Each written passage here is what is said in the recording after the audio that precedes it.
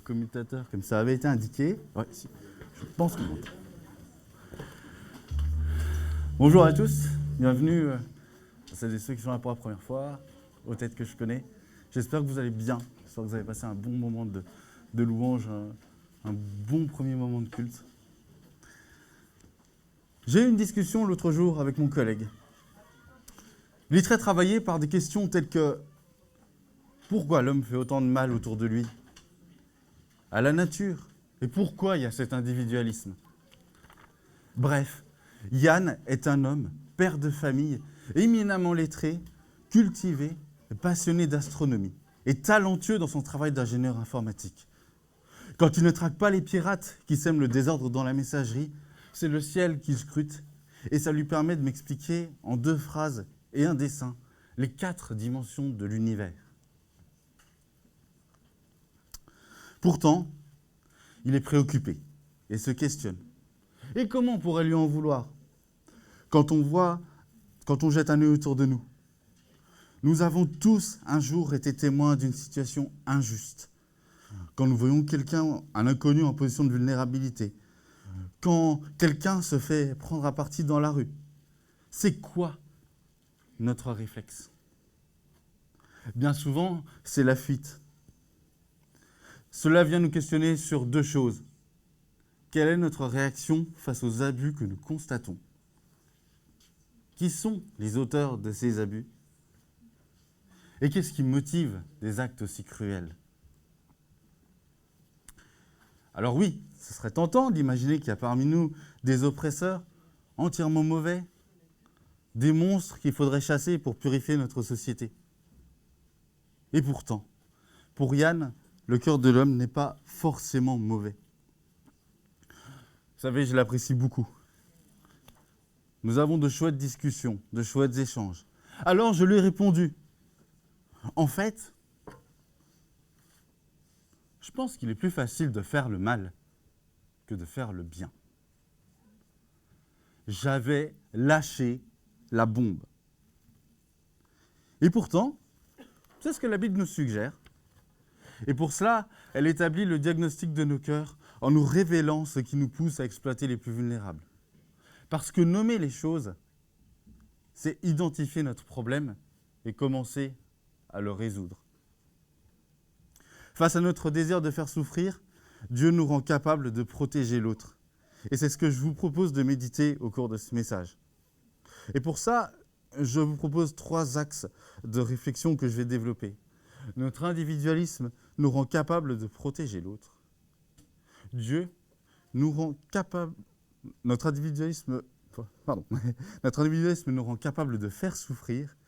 Dieu nous rend capables de protéger l'autre. Et Dieu nous rend capables de défendre l'autre.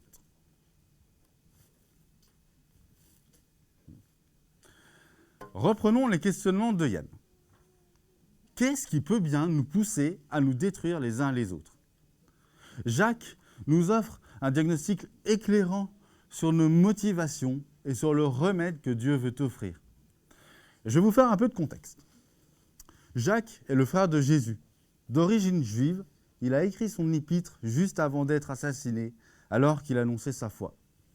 Son texte est un plaidoyer vibrant en faveur d'une foi solide qui transforme en profondeur notre manière d'agir.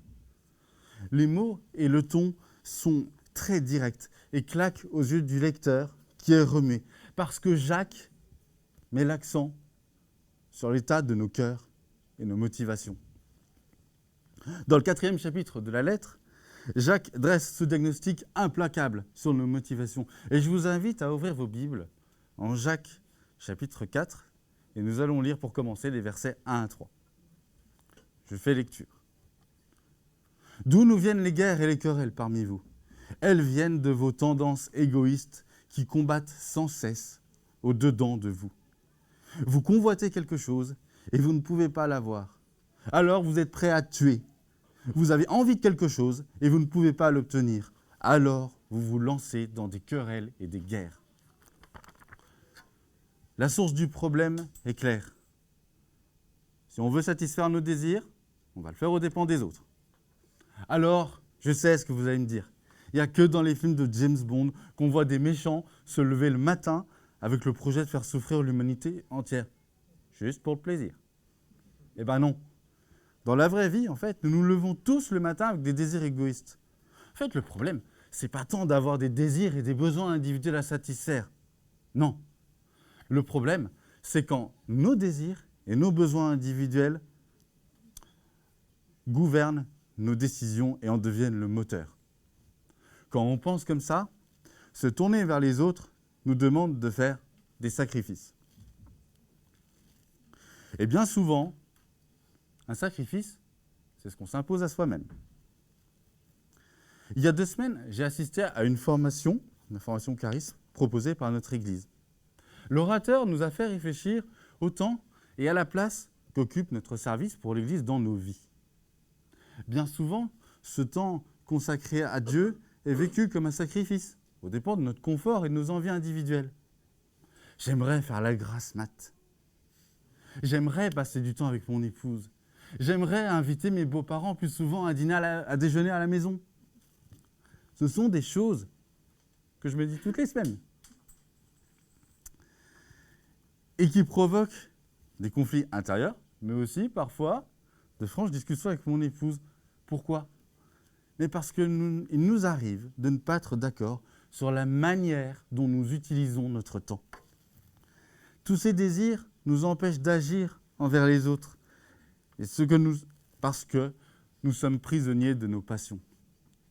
Le mécanisme est le même lorsqu'un patron sous-paye un employé ou lui refuse des conditions de travail décentes. En fait, il ne le fait pas nécessairement par méchanceté, non.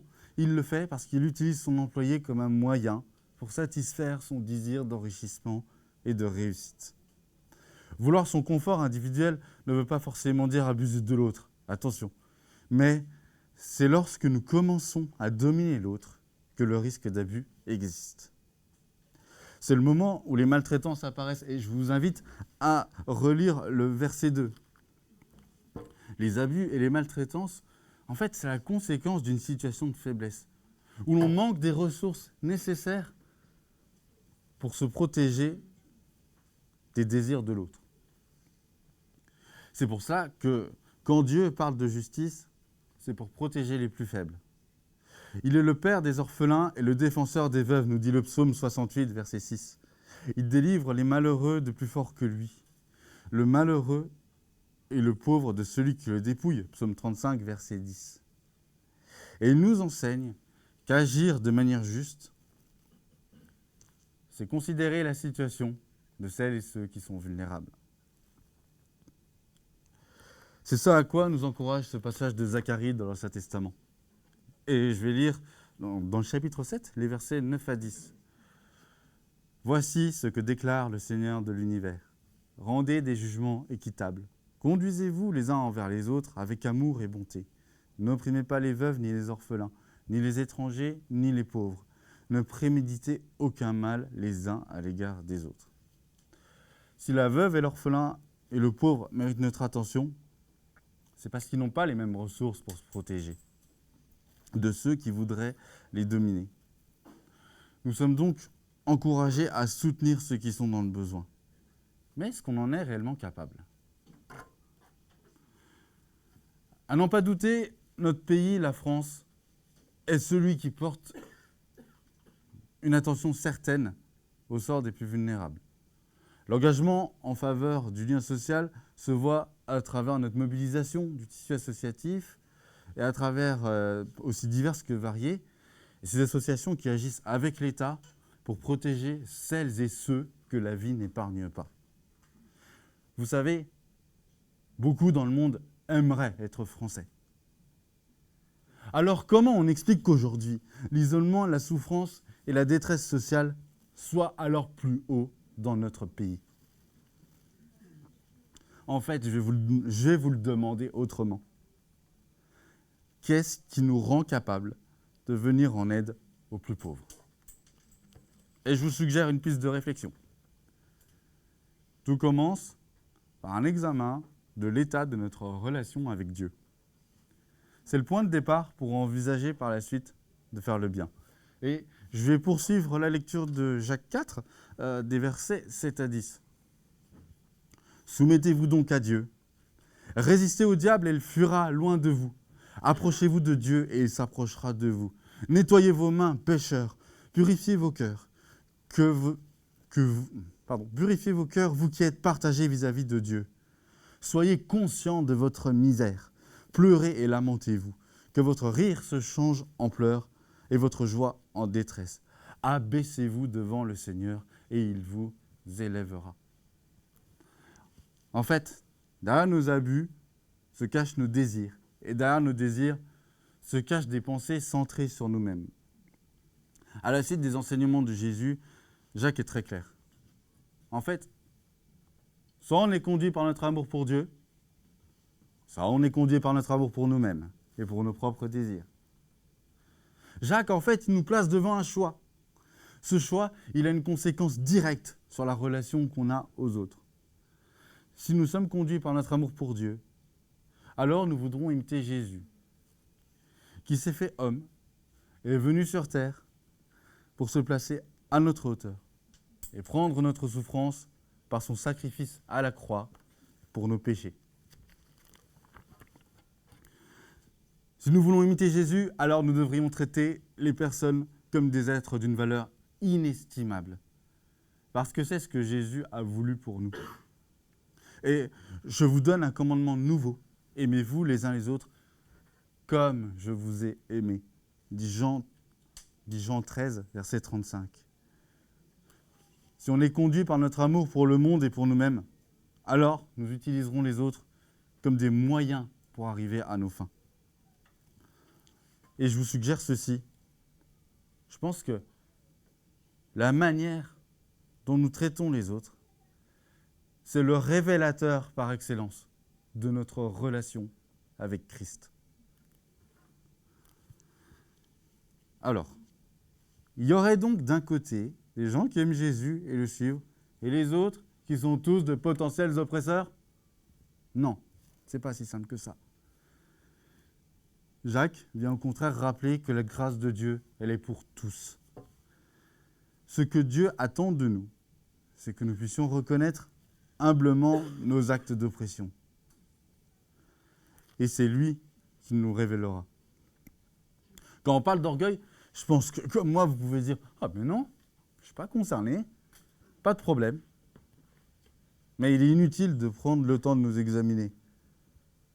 Est-ce que je suis source d'abus pour quelqu'un? Est-ce que je suis source de souffrance pour quelqu'un? Est-ce que j'utilise les gens pour arriver à mes fins? Et est-ce que je suis prêt à sacrifier des relations pour mon propre intérêt? Si cette introspection révèle un problème dans notre comportement, ce message, il ne faut pas le prendre comme une condamnation, mais plutôt comme un appel à reconsidérer nos motivations. En fait, il ne s'agit pas de regretter d'avoir mal agi. Il s'agit de revenir à Dieu, de changer de voie et de chercher à réparer ce qui peut l'être. On pourrait se satisfaire de protéger les plus faibles. Mais la justice de Dieu nous demande aussi ceci, défendre les plus faibles. Et c'est ce que, dans l'Ancien Testament, Job a expérimenté. Je vais faire lecture de Job, chapitre 29, des versets 12 à 17. Oui, je sauvais le pauvre qui appelait à l'aide, et l'orphelin que personne ne secourait. La personne mourante me donnait sa bénédiction. Je rendais la joie au cœur de la veuve. La justice était le vêtement dont je me revêtais. Mon droit était comme un manteau et un turban. J'étais les yeux de l'aveugle et les pieds de l'infirme. J'étais un père pour les malheureux et j'examinais avec attention la cause de l'inconnu.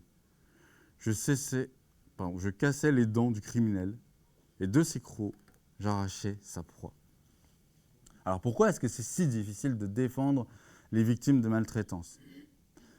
Comment c'est possible que les oppresseurs puissent poursuivre leur chemin de destruction pendant des années sans que rien ne change?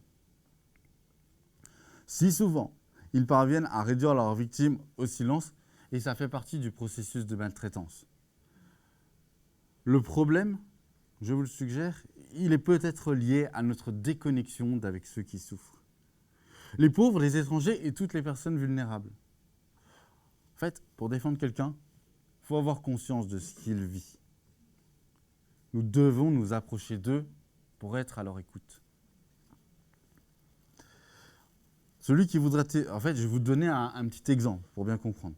En fait, celui qui voudra témoigner de l'évangile dans le quartier défavorisé de Dijon, il ne pourrait pas habiter dans le quartier le plus luxueux de la ville. Il faut s'approcher de la vie des gens, il faut la comprendre et il faut avoir une attitude pertinente. C'est la stratégie que le CEL développe en soutenant les partenaires locaux qui connaissent véritablement les réalités des personnes vulnérables. Pour conclure, j'aimerais simplement vous partager ce qui m'a touché quand j'ai préparé ce message. Quand on est face à une personne vulnérable, notre premier réflexe, et je m'inclus dedans, c'est de s'empresser de proposer une solution. Mais en fait, je réalise que même si on apporte la meilleure des solutions, sans une relation authentique avec Dieu, cela sera vain. Parce que c'est notre relation à Dieu qui nous rend capables d'aimer véritablement l'autre et qui donne un sens profond à notre action. Et j'aimerais vous laisser en méditation pour votre semaine avec ces quelques versets de l'Épître aux Corinthiens. Donc je vais lire Corinthiens 13, les versets 1 à 3. « Quand je parlerai les langues des hommes et des anges, si je n'ai pas l'amour, je suis du bronze qui résonne ou une cymbale qui retentit. Et quand j'aurai le don de prophétie, la science de tous les mystères et de toute la connaissance, quand j'aurai même toute la foi jusqu'à en transporter les montagnes, si je n'ai pas l'amour, je ne suis rien. Et quand je distribuerai tous mes biens pour la nourriture des pauvres, quand je livrerai même mon corps pour être brûlé, si je n'ai pas l'amour, je ne suis rien. »